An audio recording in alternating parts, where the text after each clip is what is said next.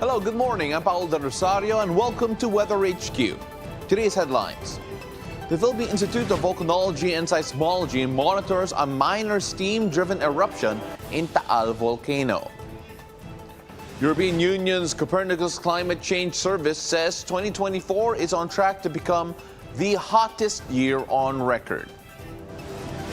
Municipal and city agriculturists help address concerns of farmers, and I'll speak with LEMCAP National President Rizalina Quiros later on in the show. And Malaysia and Thailand experience a second wave of intense rainfall this week.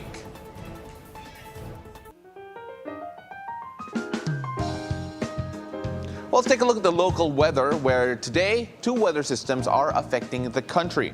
First is the shear line. Now, this affects the eastern section of central Luzon and a northeast monsoon affecting northern Luzon. So here is the monsoon, while here is the shear line, as we mentioned a while ago. Now, because of the shear line, you can expect cloudy skies with scattered rains and thunderstorms in Metro Manila, Cagayan, Isabela, Quirino, Aurora, Nueva Ecija, Bulacan, Rizal, Quezon, and the Kalayaan Islands. So particularly these areas in particular.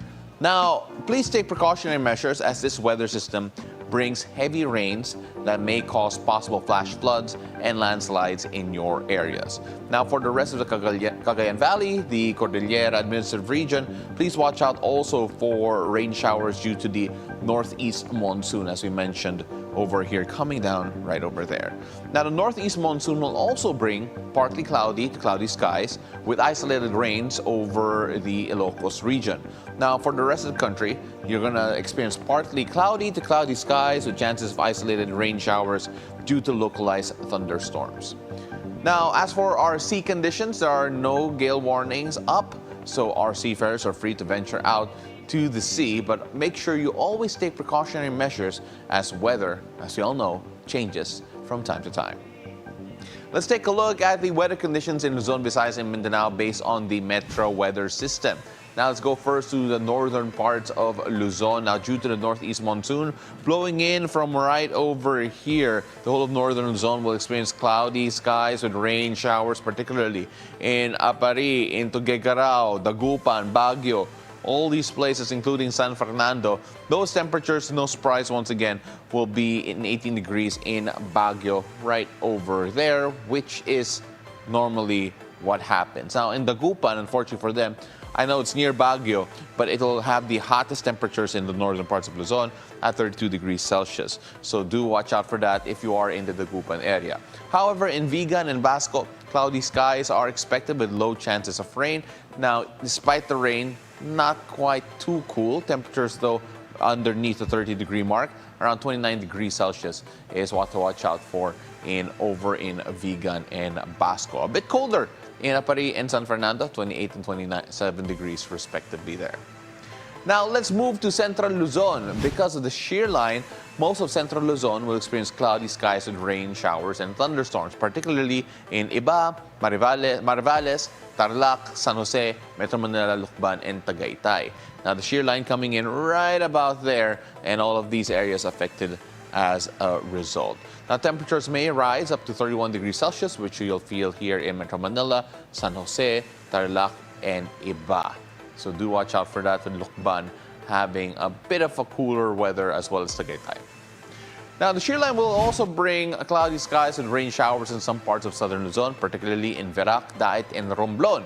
However, in Coron, Puerto Galera, and Legazpi, partly cloudy skies are expected, so better weather expected here in these areas, a bit spared compared to Daet, Verac, and Romblon. Temperatures in these areas, of course, will range from around 24 to 32 degrees Celsius. Now, moving down to the Visayas, improved weather conditions are expected. Now, for most parts of the Visayas region, this will be true. Good weather is expected in Catarman and in Tagbilaran, as well as Tacloban and Metro Cebu, also experiencing relatively good weather. However, Boracay, not as much sun, a bit of cloudy skies expected with low chance of rain. But of course, Bacolod, different story there. Cloudy skies with rain showers will continue until today. Now, the highest temperature in these areas, 32 degrees, happening in Catarman and in Tagbilaran. And of course, the lowest possible will be in Bacolod and Tacloban, which is around 24 degrees Celsius right over there. So Tacloban here and Bacolod all the way here. That will be the lows in the Visayas. Now moving on to Mindanao, we are seeing a little bit of a mixed weather condition, especially because of the cloudy skies, so chances of rains expected in the area. Now that's expected in Zamboanga, Dipolog, Marawi, and Cagayan de Oro. Meanwhile, in General Santos and in Davao, cloudy skies are expected with low chances of rain. In Butuan, partially cloudy skies are expected in that area. So if you can notice here, the eastern portions and a bit of the middle in Cagayan de Oro having a bit wetter weather compared to those the western portion having wetter weather compared to the eastern portion of Mindanao. Now, temperatures in Butuan may rise up to 33 degrees Celsius. However, in Marawi, a bit cooler, a lot cooler actually. Temperatures from 21 to 26 degrees Celsius. In Dipolog and in Zamboanga, despite the rainy weather, temperatures range from 25 to 34 degrees Celsius. Let's take a look at the rainfall forecast for tomorrow. Now, residents in Cagayan will experience heavy to intense rains due to the shear line. Now, they'll also experience moderate to heavy rains in Isabela. Now, these kinds of rains may cause flooding, especially in low-lying areas and near the river. So please be extra careful during this time. Now, on Thursday, you can see moderate to heavy rains still in Cagayan and Isabela, and the public and disaster risk reduction management offices concerned are advised to take all necessary measures to protect life and properties. Now let's take a look at the 3-day weather forecast courtesy of Metro Weather. Now let's go on first to Legazpi. Marhay na aga Legazpi, because cloudy skies with low chances of rains are expected tomorrow. However, rain showers are expected a bit on Thursday. As you can see here, a bit of a stark difference here with regard to the weather we're going to feel. But don't worry, sun should and will show up again on Friday to give you a good start for the upcoming weekend. Temperatures in Legazpi on Wednesday may reach up to 32 degrees Celsius, while 31 is the highest possible temperature on both Thursday and Friday. Moving on to Tacloban, good weather is expected until Thursday. Temperatures are on the hotter side. On Thursday, around 25 to 32 degrees Celsius.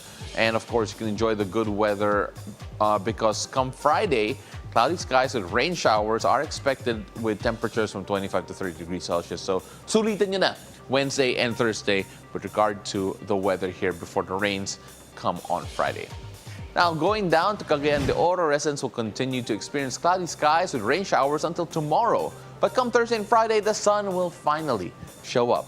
Now, despite the possible rain showers tomorrow, temperatures will rise to around 30 degrees Celsius on Thursday, and Friday temperatures there will go around the same range despite the change of the weather conditions. So do watch out for that, everyone in CDO. Up next, we're going to talk about the important role of municipal and city agriculturists and agriculture officers with LEMCAP National President Rizalina Quiros. Stay tuned.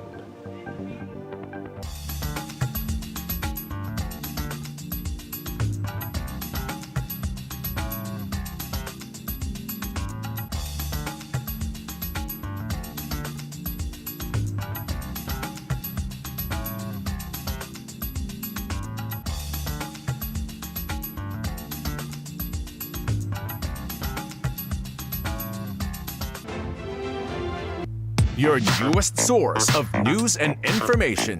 That's it? Follows you everywhere, every day. Guys, wow. Oh, man. On cable and free TV. Online. He joins us from the Batasan Commissary. On mobile. Simulan na natin ang agenda. No privacy. This is BNC, and we are everywhere. How would you address traffic? Dispersal, ano? Beauty or brain? Personality, beauty with brains. Do you look at the track record of the person? We're going to publish the list of candidates. It's about time. It's bad taste. I just pray a lot. The confidence is 95%. that's up in the air. The latest news, national issues, the political scene, and conversations with prominent personalities. All these firsthand at the forefront.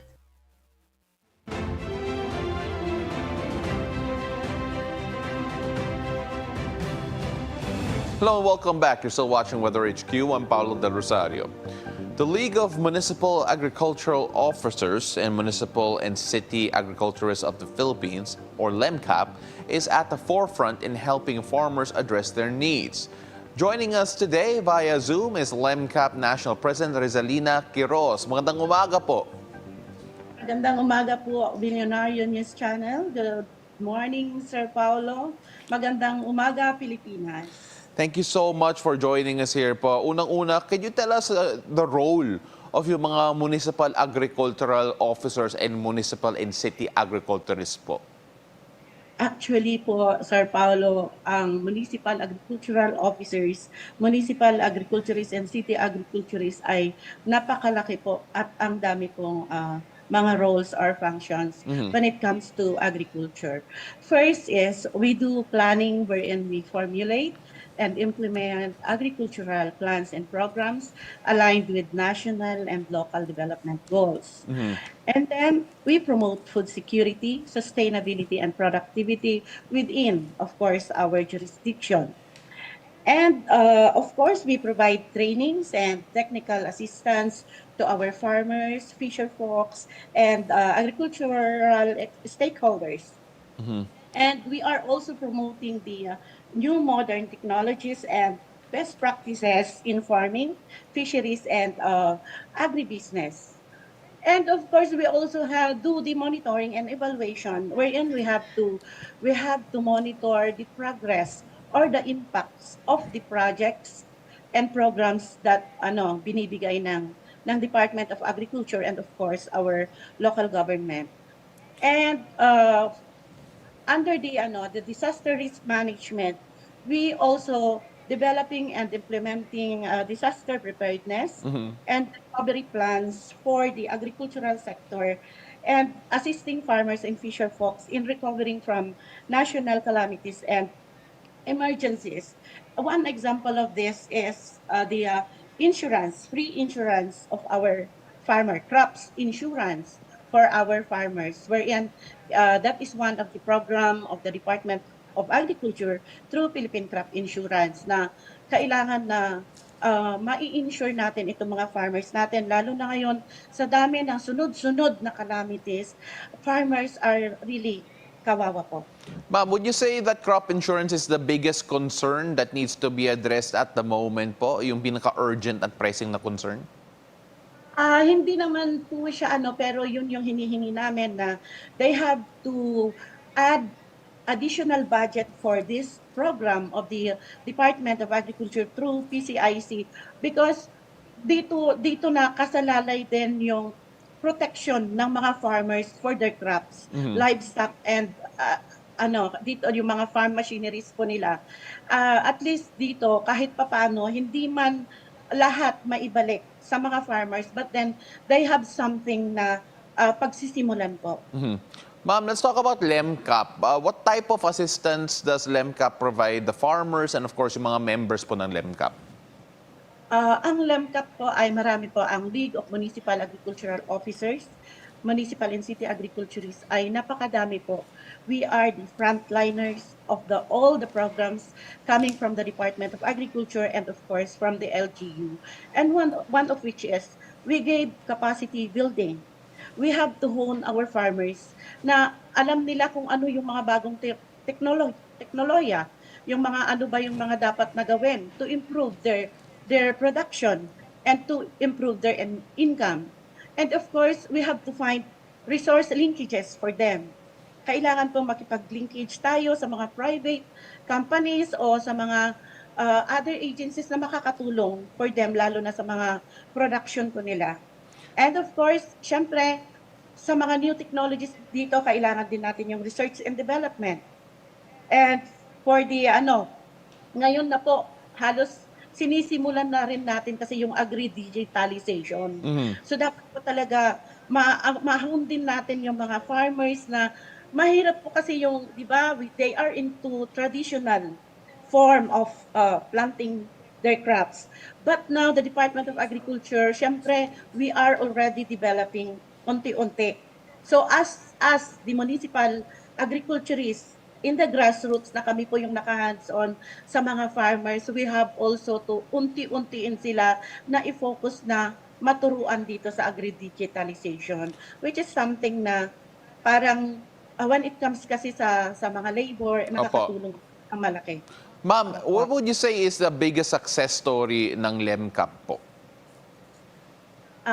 Actually, sir, I just elected as the national president last 2023 kasi nag-pandemic. Hindi po hindi po na active yung LEMCAP natin.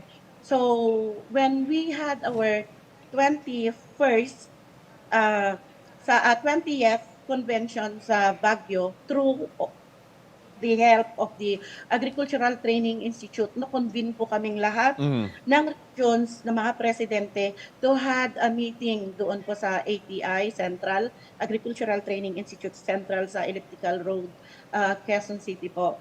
Doon po namin na revive ulit itong LEMCAP. And then we did our first 20th National Convention in Baguio last September 2023. And that time also when we elected, kasi nagpanibago na po tayo, so we elected the new set of officers of LEMCAP, and luckily ako po yung nabotohan na maging president ng LEMCAP. So we had already the 20th and then the 21st in Boracay this year, last September lang po. And dito po ay isang malaking plataforma na nagkatipon-tipon na rin kami na mga municipal agriculturists entire the Philippines. In Baguio, we attended participants. We have participants of more than, I think, 1,000. Po sa Boracay. Dito po natin naipakita na, dito natin narinig kung ano ba yung talagang mga issues and concerns din ng mga nasa agrikultura sa grassroots po. At ito po yung ginagawa na po natin ever since na umupo na ako, na-elect na ako together with my co-national officers. Isinulong po namin yung Magna Carta for AEWs. Nakipag-usap po tayo sa mga congressman, humingi ng support po. But then, talagang ang dami pong proseso, pero hindi pa po kami nawawalan kasi nga dito sa amin sa local government units, ang position ng municipal agriculturist ay hindi po mandatory. Opo. So iyon po yung inilalabi namin na kailangan na maging mandatory position ang municipal agriculturist, where in fact we know that Philippines ay agricultural country.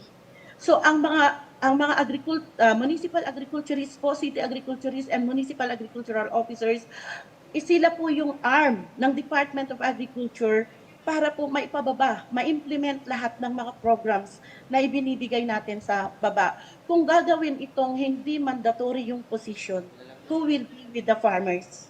Opo. Ms. Quiroz, maraming salamat po. Thank you very much for sharing all of that, but we have to cut you off in the interest of time. For those who want to help out on LEMCAP po, we showed the social media page a while ago to reach out and of course to see that all of their programs. Ma'am, you mentioned you're one of the frontliners for our agriculturists, and good luck in the rest of your work po. Maraming salamat po. Thank you, Sir Paolo. Thank you, Bilyonaryo.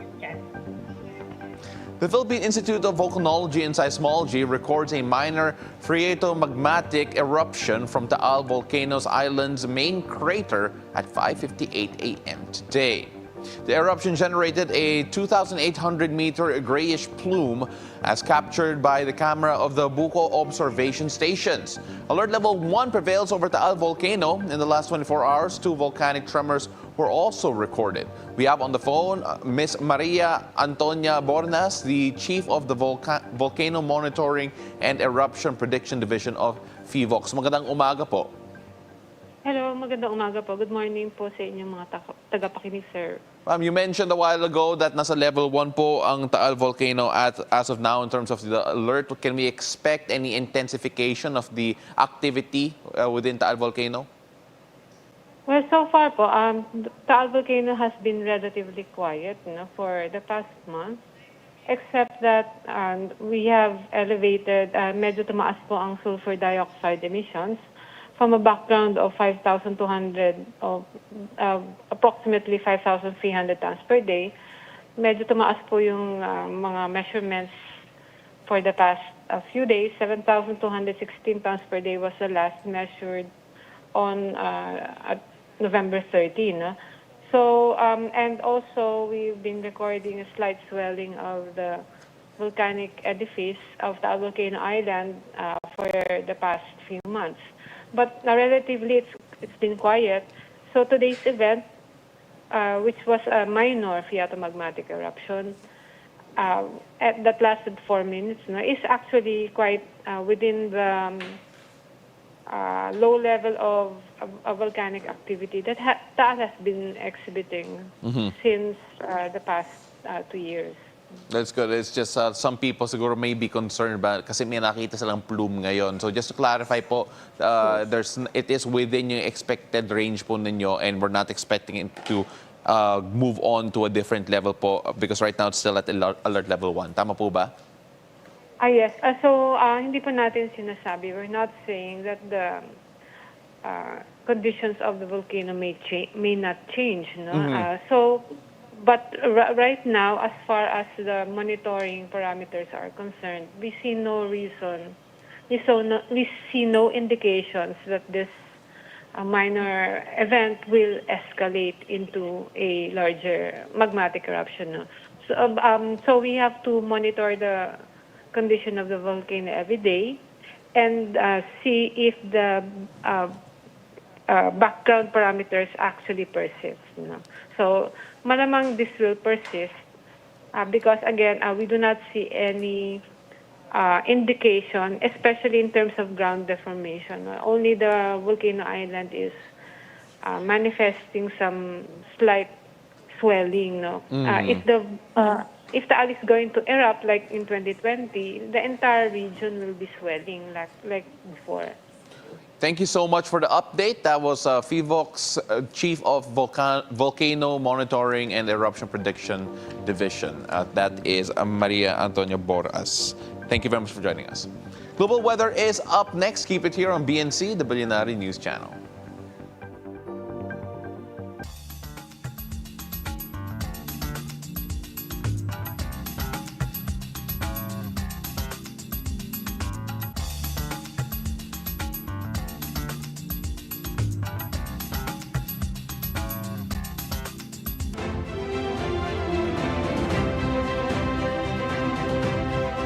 Magandang gabi, ako si Corina Sanchez Rojas. Magandang gabi, ako po si Pinky Webb. Simulan na natin ang agenda.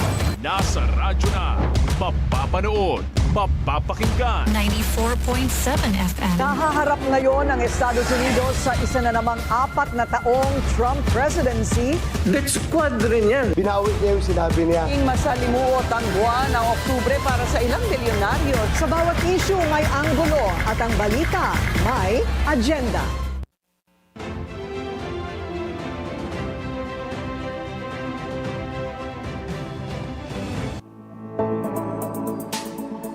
Welcome back. You're still watching WeatherHQ. Let's take a look at the global weather. The lush river valleys of El Zaino y La Arañosa in western Panama, where families rely on farming, fishing, and cattle raising, face the risk of submersion due to a planned $1.6 billion reservoir aimed at preserving the Panama Canal amid climate change. The Tres Hermanas community, which includes farms, schools, and a medical clinic, could disappear within 6 years if the project moves forward. Proposed 2 decades ago, recent severe weather has intensified the urgency. While the canal is crucial for Panama's economy and global trade, residents are divided over the project. Some refuse to leave, while others seek fair compensation. Public opposition may hinder the initiative, which requires further approvals. If approved, the reservoir could displace around 2,260 people and partially affect another 2,000.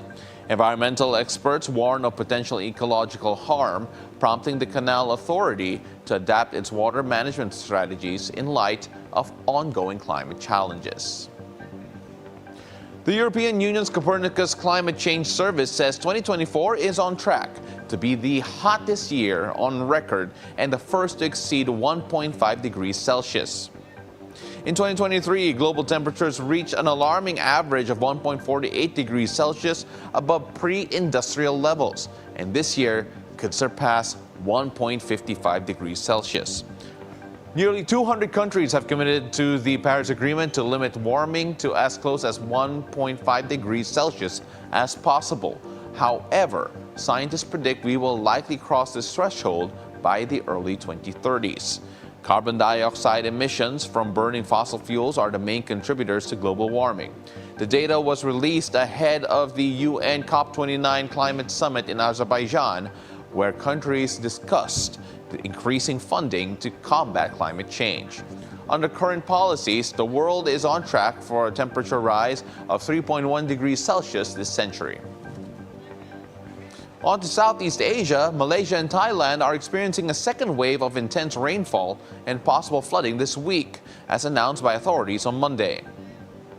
Despite some displaced individuals being able to return to their homes, the most severe floods seen in decades have begun to recede in certain regions.